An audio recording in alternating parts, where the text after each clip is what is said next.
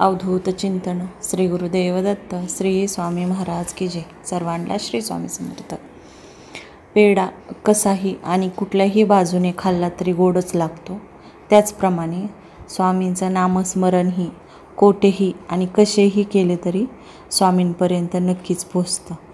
त्यामुळे तुम्ही घरामध्ये काम करत असताना, प्रवासात असताना किंवा तुमच्या अजून इतर काही कामं करत असताना, वॉकिंग करत असताना, व्यायाम करत असताना तुम्ही स्वामींचं नामस्मरण करू शकता. असं नाही आहे की तुम्ही फक्त मंदिरापुढे बसूनच किंवा देवापुढे बसूनच तुम्ही नामस्मरण केलं पाहिजे. आपल्या मनात अशी शंका येते.